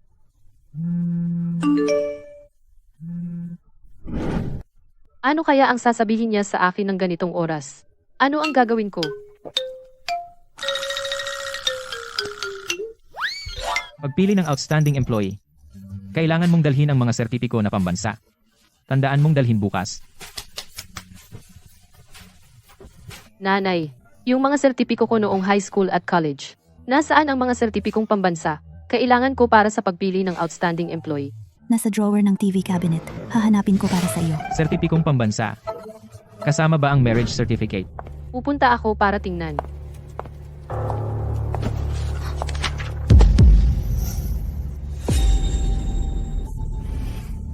Ayos, si Shu Ji ay kasal na at inaakit pa si CEO Lee. Bakit naman? Sige, Shu Ji, bakit ka karapat-dapat? Gusto mong makipag-ugnay sa mayayaman. Hindi kita pahihintulutan. Ginoong Lee. Nandito na si Miss Jiang mula sa kumpanya ng binata. Ginoong Lee. Pumunta ako para kausapin kayo, para sabihin sa inyo, alam niyo bang kasal na si Ginoong Lee? Ito lang ang sasabihin mo? Paalisin siya. Ginoong Lee, nagpakasal si Ginoong Lee nang hindi mo alam. Bakit hindi ka kumilos? Ang lakas ng loob mo. Matagal ko nang alam na kasal si Yancy. Ang balita ng kasal ni Yancy hindi lang ginawang publiko. Bilang empleyado niya, pumunta ka ng sarili mo para sabihin ito sa akin. Pinagkanulo mo si Yancy. Hindi, para din sa ikabubuti ni Ginoong Lee. Ang asawa ni Ginoong Lee ay kasamahan ko sa trabaho, Shu Ji. Sino siya para maging karapat-dapat sa pamilya Lee? Ano? Sinasabi mo bang ang asawa ni Yancy ay si Shu Ji, yung laging sumusunod sa kanya? Oo, Mr. Lee, hindi niyo po alam, si Shu Ji ay may masamang reputasyon sa amin. Hindi lang siya malandi, nang aakit ng mga lalaki kung saan-saan, at saka walang kakayahan at talento. Nag-iintriga lang sa mga kasamahan. Dati, may magaling na empleyado, pinatalsik niya iyon, ang kagaya niya, hindi karapat-dapat maging asawa ni Sir. Bigay mo sa akin ang numero niya.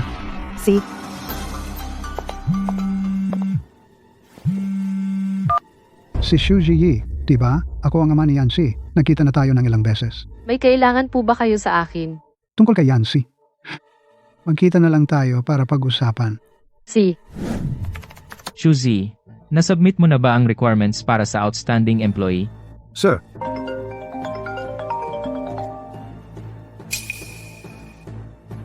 Sir, sabi ng gwardiya, si Shu Ji ay pinatawag ni Mr. Lee. Ihanda ang sasakyan. Diretso ko nang sasabihin. Malamang si Lao Lizong, pinatawag si Shu Ji. Binigyan si Shu Ji ng bank card. Paalisin si Shu Ji sa tabi mo. Subukan niya. Sa card na ito ay 50 milyon. Ito ay... Dahil sa mga nakaraang taon, naging bulag ako. Hindi sapat ang pag-aalala ko kay Yancy. Hindi ko alam na ikaw pala ang asawa niya. Baka nagkakamali po kayo. Alam ko galit kayo sa akin. Ayaw ninyo akong kilalanin. Ang 50 milyong ito, tanggapin mo. Isipin mo na regalo ko ito sa iyo. Hindi ako dapat tumanggap nito. Talagang hindi ko ito matatanggap. At nagkakamali po kayo. Hindi ako ang asawa ni Mr. Lee. Tanggapin mo na. Alam kong hindi mo rin ito gusto. Pero bilang isang ama, ito ang aking pagpapala sa inyo. Si Yancy ay isang responsableng bata. Hindi niya kami pinahirapan ng kanyang ina. Pero sa totoo lang, mahilig din siyang maglaro. Isang beses, pag-uwi ko galing business dinner, nakita ko. Natutulog siya na may hawak na Lego. Oo nga pala. Si Yancy ay sobrang allergic sa alak. Huwag mo siyang hayaan na uminom ng alak. Kapag natutulog siya sa gabi, gusto niyang sumipa ng kumot. Hindi ko alam kung nung lumaki siya, nailagpasan na ba niya iyon. Paborito niya ang sweet and sour ribs na luto ko. Sayang, nagkasala ako kay Yancy. Alam ko rin, hindi na niya ako tatanggapin bilang ama. Chiyi, kung may kailangan kayo ng tulong, sabihin ninyo sa akin. Lagi akong magiging sandigan ninyo. Suzy, hindi mo pa naisumite ang sertipiko. At pumunta ka rito. Ayaw mo na ba ng outstanding employee bonus? Yancy, bakit ka narito? Gusto ko lang alagaan ka ni Jiyi ng mabuti. Mali ang pinagkatiwalaan mo. Employee lang siya. Hindi ko kailangan ang pangangalaga niya. Pero sabi ng mga empleyado ng Longyu Group, si Jiyi daw ay asawa mo. Sino ang kumalat ng chismis? Siguradong aaksyonan ko yan. Chief Lee, naipaliwanag ko na. Chismis lang pala? Huwag mo nang pakialaman ang mga bagay ko. Hindi ka pa ba aalis? Bakit mo siya nakilala? Sabi niya tungkol daw sa'yo. Naisip kong tingnan muna. Saka kita sasabihan. Nag-aalala ka sa akin? Bilang subordinate, tungkulin kong protektahan ang interes ng boss. Ganoon lang? Oo. Ano pa ba? Sa susunod na hanapin ka niya, sabihin mo sa akin, huwag kang pumunta ng mag-isa. Chief Lee, handa na ang sasakyan. Tara na. Suzy, Chief Lee, narinig kong tinawag ka ng matandang Chief Lee. Sobra kang nag-alala. Natakot na baka pumayag ka. Ang bank card na ibinigay ng matandang Chief Lee ay para iwanan siya. Buti na lang hindi ko tinanggap ang 50 million. Kung hindi, iisipin ni Chief Lee na nasuhol ako. Alamin kung sino ang nakipag-ugnayan sa matandang Chief Lee. Tawagin mo siya sa opisina ko. Opo.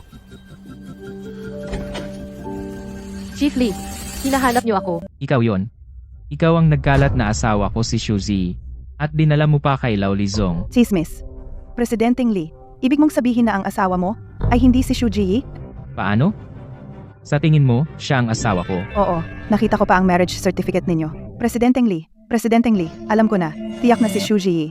Siya ang gumawa ng peking marriage certificate ninyo. Dati, ninakaw niya ang damit ninyo. Ngayon, gumawa pa siya ng peking marriage certificate ninyo. Presidenteng Lee, itong si Shu Jiyi. Tiyak na may masamang intensyon sa iyo. Huwag mo siyang pakawalan. Lumayo ka ng 5 metro sa akin. Pero sinabi ng empleyado ng Longyu Group na asawa mo si Jiyi. Ang numero na iyong tinatawagan ay abala. Hindi sinasagot ng asawa ko ang tawag ko. Ang inyong marriage certificate ay handa na. Dati, marami ng pagkakataon na nagkataon. Baka nga si Suzy ay totoo ngang.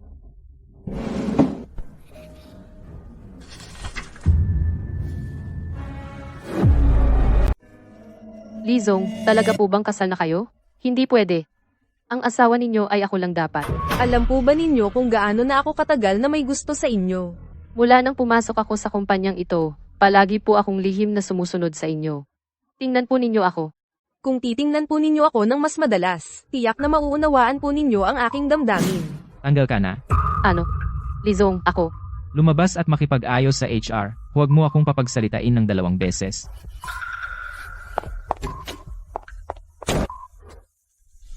Sandali. Baka hindi pa niya alam. Suzy, Anong problema? Bigla mo akong tinawagan. Nakapag-set na ba ng date para sa divorce? hindi pa. Nais lang kitang kamustahin. Magandang gabi. Bakit ka biglang nag-good night ngayon?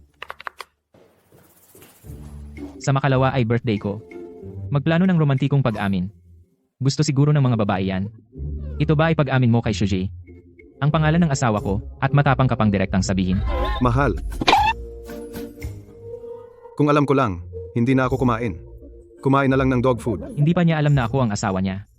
Sa birthday ko, plano ko na sabihin sa kanya kung sino ako. Sige, Lizong. Si Suzy ay medyo malamig po sa inyo kamakailan. Sigurado po ba kayo? Dadalo po ba siya sa inyong birthday party? Papuntahin po ninyo siya sa aking opisina. Lizong, hinahanap po ninyo ako. Sa makalawa ay birthday ko. Gusto po ba ninyong pumunta? May ginawa ako noong araw na iyon. Kaya hindi ako makakadalo. Marami kang tinulong sa akin, CEO Lee. Hindi man lang kita mabigyan ng birthday. Napakawalang galang naman yun. Kaya kailangan kong kanselahin ang aking ginagawa para makadalo sa birthday mo, CEO Lee. Talaga? Suzy, wala ka talagang kwenta.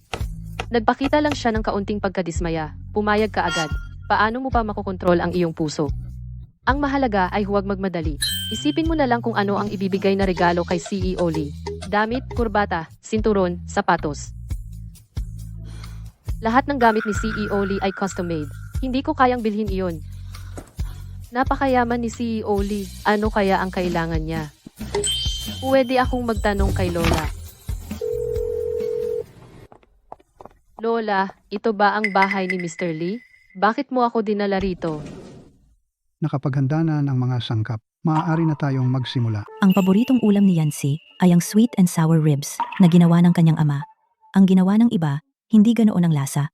Sa birthday party, pwede mong matutunan ito para kay Yancy. Naniniwala akong mararamdaman ni Yancy ang intensyon mo. Lola, huwag kang magkamali. Ang nararamdaman ko kay CEO Lee ay respeto lamang bilang superior. Sige, alam na ni Lola. Pumunta ka na. Ay, ang aking munting manugang. Itong bobong lalaki, ang tagal bago napansin. Si Ji, ang manugang ng apo ko. Ayos, mag-practice ka pa. Siguradong matututunan mo ito. Mas mabuti nang hindi nasayangin ang mga sangkap. Mag-iisip na lang ako ng ibang regalo. Sa araw na iyon, baka pwede mong personal na ibigay kay CEO Lee gawin ang ulam na ito. Hindi na. Hindi niya ako gustong makita. Gawin ninyo ito ng palihim. Baka kapag natikman niya ang lasa ng tatay, masyado siyang maaantig, makikita ka niya. Sa oras na yon, itatago ko ito ng maayos. Kamusta? Guwapo, ang pagtunog ng bell para sa IPO ng kumpanya. Hindi ka ganito formal noon.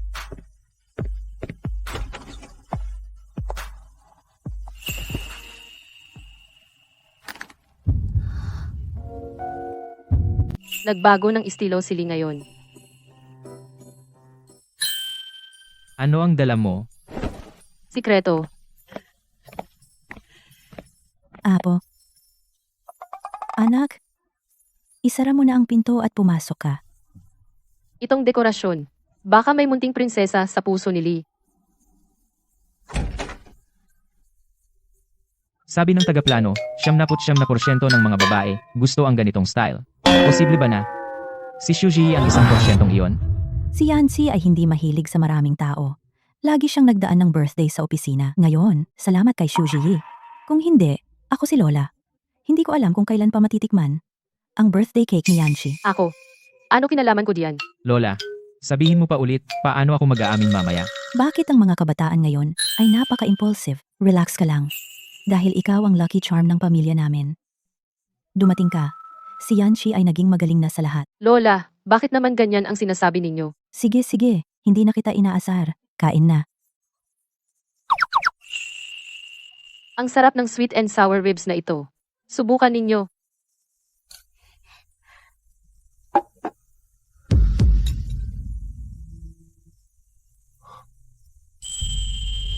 Sino ang nagluto ngayon? Ano ba? Hindi mo ba gusto ang lasa? Kung gusto mo, papagluto ko uli ang chef. Hindi na. Mabuti naman ito. Salamat.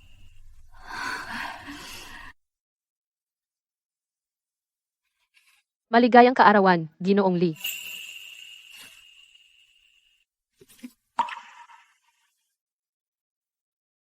Bakit mo ako binigyan ng Lego? Narinig ko na noong bata ka, natutulog kang yakap ang Lego. Kaya siguro mahilig ka sa Lego, di ba? Pakiramdam ko, kulang ang oras mo para sa libangan. Kaya binilhan kita ng Lego. Tandang-tanda mo ang mga ito. Nagustuhan ko ang regalo. Ang laki lang. Kailangan mo akong tulungang buuin. Binili mo. Sabay nating buuin. Para maging kumpleto ang regalo. Parang may mali. Tara, magpa-family picture tayo. Ako na ang kukuha. Kayong mga lalaki, hindi marunong kumuha ng picture. Sumama ka rin, Ji. Nakuha na. Tingnan niyo po.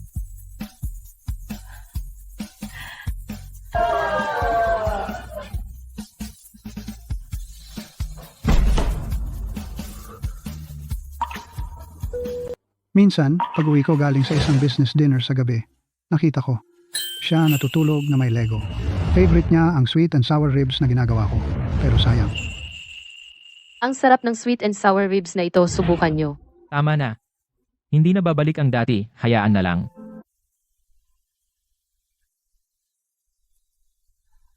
Ano po, Mr. Lee? May something ba sa mukha ko? Wala. Mr. Lee, pwedeng maghanda na. Saan sila pumunta? Bakit hindi pa sila bumabalik? Yan, si. Sa pagkakataong ito, dapat mong gamitin ng mabuti. Inaasahan ka ni Lola. Alam ko na po, Lola. Lighting team, maghanda. Camera team, maghanda. Atmosphere team, maghanda. Mr. Lee, pwede nang pumasok. Suzy.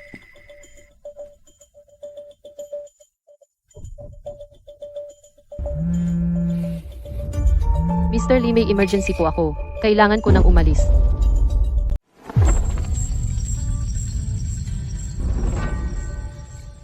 Magro-romantic confession ako sa asawa ko. Ano bang ginagawa ko dito? Umalis na. Wala naman siya. Ano ang kinukunan mo?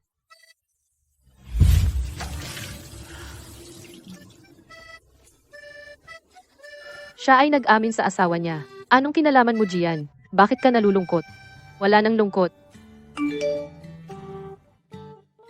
I-edit ba ang litrato? Ibig sabihin, dapat kong i-edit ang sarili ko. Karaniwan, ayaw ng mga babae ang raw photo nila na i-post sa social media.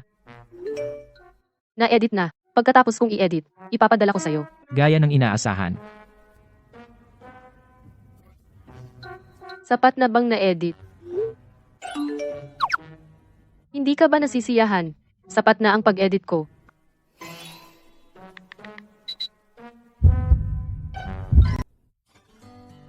Siguro naman akala mo, hindi ako marunong mag-edit. Suzy, anong karapatan mo? Hindi ka karapat-dapat. Kung ganoon, wala kang kamalayan sa sarili. Sa pagbibigay ng parangal sa katapusan ng taon, huwag mo akong sisihin kung ako'y walang awa. Magandang hapon sa inyong lahat. Ngayon, ang Longyou Group Ay magdaraos ng taunang pagkilala sa mga empleyado. Ito ay para kilalanin ang mga taong nag-ambag ng malaki sa kumpanya at nagkamit ng magagandang tagumpay, individual man o koponan. Susunod, tayo ay formal ng papasok. Sa seremonya ng pagkilala, inaanyayahan natin si G. Lee na umakyat sa entablado upang sila'y bigyan ng parangal. Ang asawa ng iba, huwag masyadong titigan. Ganoon ba ako kasuklam-suklam? Ayaw mo man lang akong tingnan. Una, ang parangal para sa Outstanding Employee. Ang nanalo ng Outstanding Employee Award ay Suzy. Pakiusap, umakyat si Suzy sa entablado.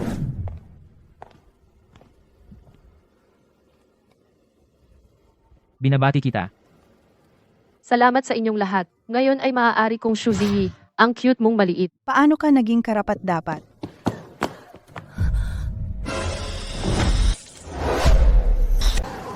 Huwag kang matakot. Andito ako. Hindi ko sinasadya. Kasalanan ni Xu Ziyi yan. Xu Ziyi, bukod sa pagulo kay Yancy, ano pa ang kaya mong gawin? Huwag kayo mag-away. Liancy, ayos ka lang ba? Ikaw, ako. Ayos lang ako. Huwag kang umiyak. Buti naman at okay ka. Bakit napakabuti mo sa akin? May asawa ka naman. May asawa rin ako. Bobo ka ba? Ang tagal na, hindi mo man lang tiningnan ang marriage certificate natin. Asawa mo ako. 1 taon na ang lumipas. Umiyak ka pa rin parang kuneho. Mamaya ko na ipapaliwanag sa iyo. Presidente Lee, si Xu Ziyi, walang hiya siya. Paano siya naging karapat-dapat maging asawa mo? Lakas ng loob mo siyang siraan. Ano ba ang kulang sa akin kumpara kay Xu Ziyi? Bakit hindi mo ako tinitingnan kahit minsan? Ang tawag niya sa akin ay Presidente Lee. Jiang Mengyao ang pangalan niya. Jiang Mengyao, di ba? Simula ngayon, ang Longyou Group ay permanenteng i-blacklist si Jiang Mengyao. Huwag, Ginoong Lee, mali ako. Huwag niyo akong i-blacklist. Pasensya na, Xu Ziyi, hindi dapat kita in target at pinagtangkaan. Pakisuyo, Pigilan si Ginoong Lee na huwag akong ipagbawal. Ang ingay. Ilabas nyo na. Pakisuyo, huwag niyo akong ipagbawal. Xu Jiyi. Bakit nakatulala ka? Hindi ka ba matalino lagi? Ako. Sinabi mo lang ba, ako, ay asawa mo. Yung legal na asawa. Ano pa ba? Hindi ba ito yung mga regalo sa birthday party? Ah, nakita mo pala. Bakit ka tumakbo? Akala ko. Para sa asawa mo. Tama. Tapos na rin ang 1 taon nating kasunduan. Oo nga. Muntik ko nang makalimutan. Palagi niya akong niyayaya mag-divorce. Ang mga regalong ito, siguro ay pamamaalam na regalo. Kaya, mag-apply ako ng extension. Ang termino ay gawin nating permanente. Suzy, gusto kita. Masaya ako na ang paggusto ko sa'yo ay hindi na sikreto sa puso ko. Ako, gusto rin kita. Ang year-end anniversary ng kumpanya ay naging grand feeding ng dog food ninyong dalawa.